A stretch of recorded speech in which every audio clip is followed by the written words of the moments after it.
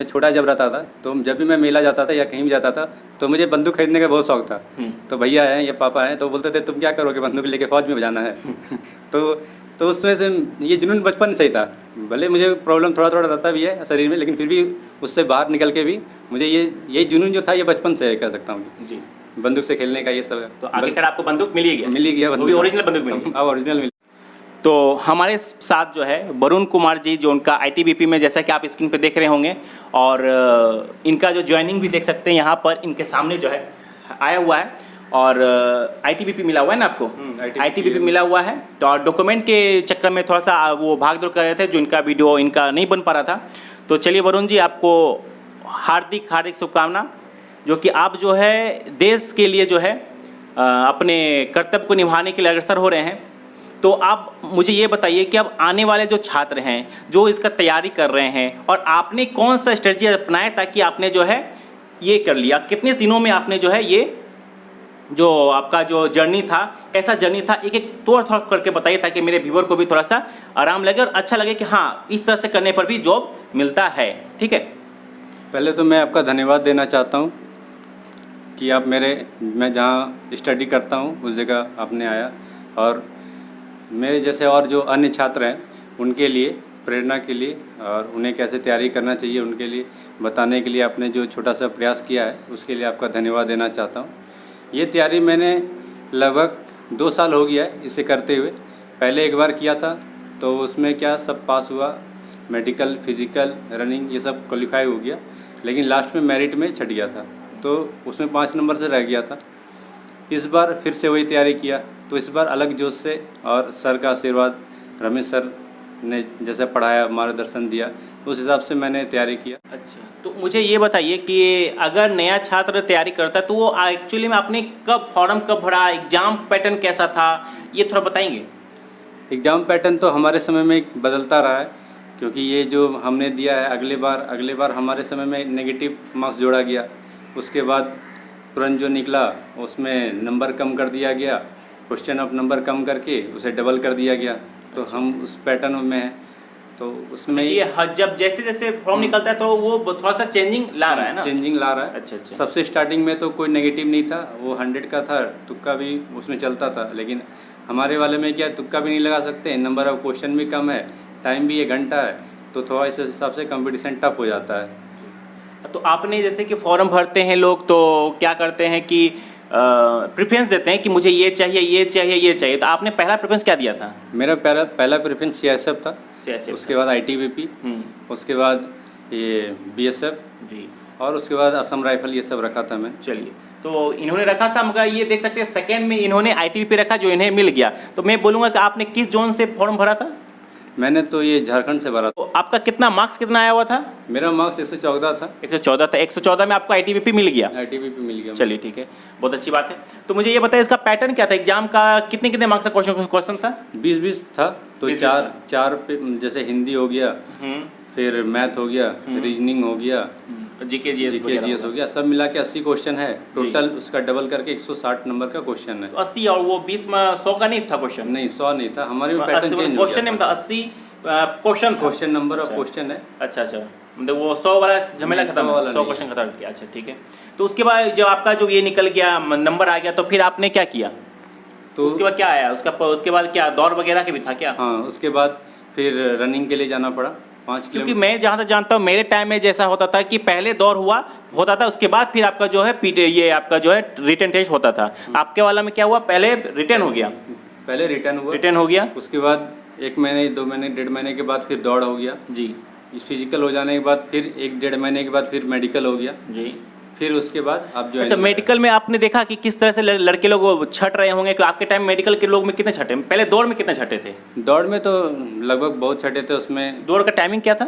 दौड़ हम लोग का जो बुलाया गया था सुबह का था, लेकिन शाम में दौड़ाया गया था 6 बजे, तो बहुत कष्ट था। लेकिन 1600 मिनट था कि 1600 मीटर था, कितना था वो? 5 किलोमीटर का दौड़ था जी, तो 25 मिनट में पूरा करना था। 25 मिनट में पूरा करना था, तो 5 किलोमीटर आपको 25 मिनट में पूरा करना था, और वो भी सोच लीजिए कि सवेरे 6 बजे से लेकर शाम में आपको दौड़ाया गया। तो आप जान सकते हैं कि अगर आपको लेना है, देश के लिए ये करना है, तो आपको जो है मेहनत अभी से लग जाना होगा। ठीक है, और अच्छा ये हुआ आपका। और उसके बाद अगर मैं बात करूं तो आपने रिटेन के बाद जो है वो फिजिकल तो बता दिया, तो कितने लोग छठ भी रहे थे उसमें कि सही पास हो रहा जाए? बहुत छट रहे थे हमारे में। तो जैसे हमारा 6 बजे शाम में हुआ तो 400 लगभग बंदे को सब साथ में दौड़ा दिया गया।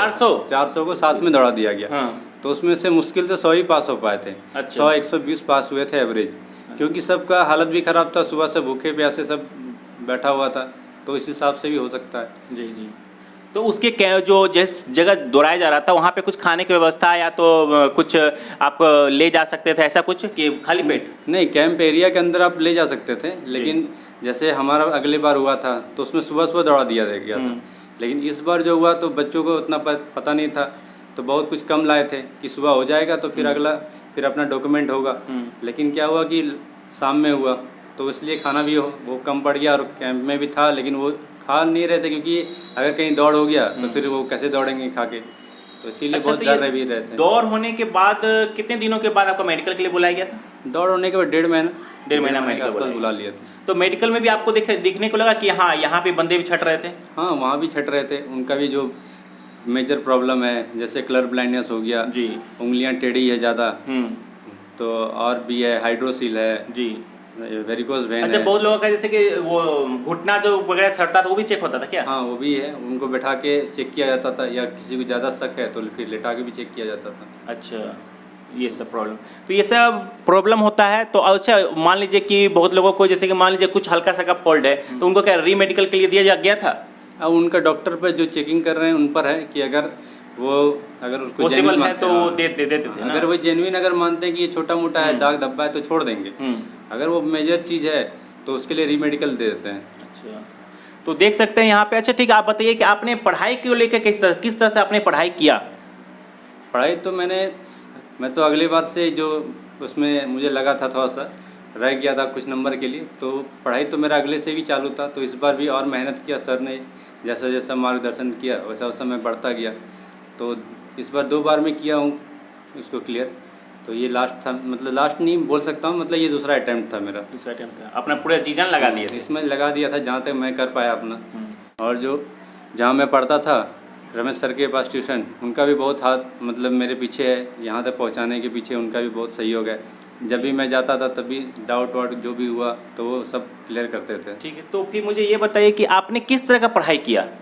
और अगर मान लीजिए कोई आके, मान लीजिए मैं ही हूँ, अब मैं आपसे पूछ रहा हूँ कि अगर भैया आपने जैसे कैसे तैयारी किया, हमको भी करना है, तो आप क्या राय क्या देंगे ताकि मेरे व्यूअर को पता चले कि अगर वो तैयारी करें तो वो इस सब चीज़ को फॉलो करें जहाँ वो गलत हो रहे हैं, जहाँ पे वो छट रहे हैं, ठीक है, वो बताएंगे ज़रा? इसमें मैं यही कहना चाहता हूँ कि आप जो भी बनना चाहते हैं या फिर ज़िंदगी में जो भी करना चाहते हैं तो आप एक बना लीजिए कि मुझे इसमें ही जाना है। एक कोई आपका ये अगर एम हो जाए कि इसी में जाना है तो क्या तैयारी करने का एक अलग ही आनंद है। उस हिसाब से फिर अगर आपको पता है कि जैसे जीडी में जाना है तो इसका तैयारी आप पहले से ही करना चालू कर दीजिए, या नहीं कि फॉर्म निकला तो फिर पढ़ रहे हैं। हो सकता है आप ज़्यादा मतलब पढ़ने में ज़्यादा अगर अच्छे हैं पहले से भी तो फिर आप उसमें पहला बार में पा जाए। मान लीजिए कि दौड़ इसमें तो आपको चाहिए कि डिफेंस में जाने के लिए मुझे लगता है कि 5 उंगली सभी बोलते बराबर नहीं होता है, मगर मुझे लगता है कि 5 उंगली बराबर होगा तभी आप डिफेंस में जा सकते हैं। एक तो शारीरिक रूप से, एक तो आपको मेंटली तौर पर, और ऊपर से आपको पढ़ाई भी अव्वल होना चाहिए। हर चीज़ में देखा जाए तो आपको अव्वल होना जरूरी है। तो आपने कैसे मेंटेन किया कि हमको पढ़ाना भी है, दौड़ना भी है, फिर फिजिकल भी, वो हर चीज़ को मैनेज कैसे किए फिर आपने? तो पहले तो मेरा पहले जैसे बचपन में मैं दौड़ता था हल्का फुल्का, उसमें ज़्यादा नहीं हल्का फुल्का ही दौड़ता था। तो अब जो मैं मतलब ग्रेजुएशन हो जाने के बाद उसको फिर मैं जब इसमें आया इस लाइन कंपटीशन में, तो पहले तो मैंने पढ़ाई पर फोकस किया। तो ये जब रिजल्ट मतलब एग्ज़ाम ये निकल गया, क्लियर हो गया, उसके बाद फिर मैं गया मनोज भैया के पास में, यहाँ पर दौड़ाते हैं ग्राउंड में, वहाँ पर गया तो उनका आशीर्वाद भी है, तो उन्होंने मेरा फिजिकल निकलवा दिया। फिर मेडिकल के लिए भी उन्हीं से जो हुआ, जहाँ मुझे दिक्कत था वो सब फिर उन्हीं से आगे कंप्लीट हुई। कि वो पढ़ाई कैसे करें? मान लीजिए मैं यही पूछा था आपसे कि मुझे पढ़ना है, हमको समझ में नहीं आया, क्योंकि एक्चुअली क्या होता है आज के टाइम में माइंड डाइवर्ट बहुत ज़्यादा होता है, ठीक है, तो हम कैसे उस चीज़ को अपनी तरफ खींचें, डाइवर्ट होने से बचे कैसे? देखिए, डाइवर्ट होने के लिए तो मोबाइल सबसे बड़ा कारण है, तो डाइवर्ट करेगा ही, लेकिन क्या इससे बच के भी रहना है। तो इससे बचने के लिए आप टेक्स्ट बुक ले लीजिए, उसमें टेस्ट मारिए जितना, जैसे आपने एक बार कोर्स ख़त्म कर लिया तो तो उसके बाद सबका टेस्ट लगाइए, टेक्स्ट बुक में टेस्ट मारिए, जो आपको गलती लग रहा है ये मुझसे यहाँ पर वीक हूँ मैं, इसमें ये वीक हूँ, तो वो सबको सुधारने का कोशिश करिए। देखिए सेट मारना बहुत जरूरी है। सेट मारना बहुत ज़रूरी है। अब जब टाइम मिला, ऐसा नहीं कि दिन में रात में, कोई फिक्स नहीं है। आपका जब पूरा एनर्जी में हो कि नहीं ठीक है अभी, तो उसमें टेस्ट उसको मारिए, जो गड़बड़ है उसको देखिए, उसको सही कीजिए, इस तरह करते रहिए। मतलब रेगुलर इसको रखिए, इसको छोड़िए मत। मतलब बहुत लोगों का एक्चुअली में क्या होता है कि आज 12 घंटा पढ़ लिए, कल होके 4 घंटा पढ़ लिए, अगला दिन पढ़वे नहीं किए, फिर एक दिन आया, फिर होके 22 घंटा पढ़ लिए, फिर जाके सुध गए। क्या वो स्ट्रेटजी सही है? नहीं, इसमें फिर आप नहीं कर पाइएगा, इसमें फिर फंस जाइएगा। ऐसे रेगुलर पढ़िए। आप 2 ही घंटा पढ़ रहे हो ना, तो रेगुलर पढ़िए सेट, लेकिन रेगुलर मारिए। संडे हो या मंडे हो, कहीं भी जाना है, दोस्त के साथ भी कहीं जाना है, तो सेट मार लीजिए, फिर जाइए, कोई दिक्कत नहीं। लेकिन सेट मारिए, उससे क्या होता है एक रिदम आपका बना रहेगा एनी टाइम। तो मैं बात करूँ, आप कितने घंटे पढ़ते थे? मैं तो 4-5 घंटा पढ़ता था बस। उसके बाद सर के पास कोचिंग में जाता था जी। बस अपना यही 4-5 घंटे। तो देख सकते हैं 4-5 घंटा इनफ होता है। सोच लगते हैं 24 घंटे में 4 घंटा अगर पढ़ाई में दे देते हैं, 20 घंटे भी आपके पास है जो आप एक्स्ट्रा कुछ कर सकते हैं, जो भी आपको करना हो जो कर सकते हो। तो आपके नज़र में आपके साथ साथ और किन का हुआ था? आप जिस फील्ड में अभी थे तो आपको लगा होगा कि मेरे साथ इन लोगों का भी हुआ है, तो किन्हीं का नाम वगैरह याद है आपको? हाँ, मेरे ही मित्र हैं, रवि कुमार नाम लेना चाहता हूँ, उनका CSF में हुआ है। तो मैंने दिखाया था, एक मेरा फर्स्ट वीडियो होगा, रमेश सर के कोचिंग में बनाया था, एक लंबे करके थे, उनका जो आया था वो शायद टॉप है ना मिहिजाम में, वो CSF में वो शायद टॉप थे ना। CSF में उन्होंने टॉप किया। और मिहिजाम में पहली बार शायद CSF में उनका हुआ है। हाँ, CSF में हुआ है। तो देख सकते हैं, तो उनके भी पास भी हम लोग जाएंगे और उनसे पूछेंगे और जानकारी हासिल करेंगे कि वे जो है किस तरह से जो है अपने स्ट्रेटजी अपनाए और किस परिस्थिति में वो अपनाए, क्योंकि शायद वो कहाँ रहते हैं, वो शायद वो थोड़े ग्रामीण इलाके से बिलोंग करते हैं। ध्यान दीजिए, ग्रामीण इलाके से बिलोंग करते हैं, ठीक है। तो और मैं अगर दिखाऊं तो इनका जो एरिया मैंने जब जस्ट थोड़ी देर पहले देखा इन किया था, तो मैं देखा कि बढ़िया रूम था एकदम, और बोर्ड भी था, आप देख सकते हैं मानचित्र वगैरह भी है, और बगल में देखा जाए तो किताब वगैरह भी रखा हुआ है कि आप जब भी ये कर सकते हो। क्या ग्रुप स्टडी भी आप करते थे क्या? हाँ, मैं ग्रुप स्टडी भी करता था जी। तो उस शाम में मैं रखता था 1 घंटे के लिए। तो उससे फायदा होता है क्या? उससे मतलब आप में जो बैच है उसमें अच्छा रहना चाहिए पढ़ने वाला, तो आपको उसमें फ़ायदा मिलेगा। अच्छा। जो आपने जैसे टेक्स्ट बुक मारा तो उसमें जो दिक्कत हुआ तो आप वहाँ जाके डिस्कशन कर लीजिए और वहाँ भी टेस्ट लगा लीजिए ऑफलाइन वाला, तो वो अच्छा होता है उसके लिए। तो देख सकते हैं इनका यही कहना था, तो मैंने आपको यह बताया। अच्छा, तो आप मैं जाते मैं ये जानना चाहूँगा कि आप अपने जीवन में जैसे कि मुझे देश के लिए कुछ करना है, तो आपने जो है लगा दिया, एक नहीं 2 बार फॉर्म भरा, सफलता हासिल कर लिया, अपने गोल को अचीव कर लिया, तो आपकी में आया कि नहीं मुझे देश के लिए भी मुझे कुछ करना है? आपको ये मन में आया कब? ये तो मेरा बचपन से ही था। ये जब भी मैं जैसे एक कहानी बताता हूँ, मैं छोटा जब रहता था तो जब भी मैं मेला जाता था या कहीं भी जाता था तो मुझे बंदूक खरीदने का बहुत शौक था। तो भैया हैं या पापा हैं तो बोलते थे तुम क्या करोगे बंदूक लेके, फौज में बजाना है। तो उसमें से ये जुनून बचपन से ही था।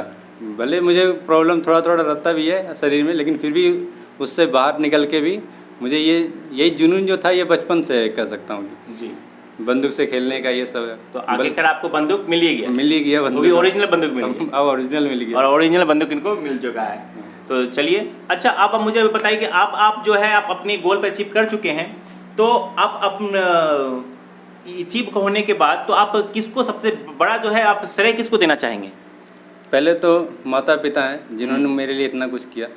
उसके बाद मेरे शिक्षक हैं रमेश सर, इन्होंने भी मुझे जहाँ भी दिक्कत हुआ पढ़ने में या फिर कहीं भी मैं फंसता था तो उनमें पीछे उनका बहुत बड़ा योगदान है।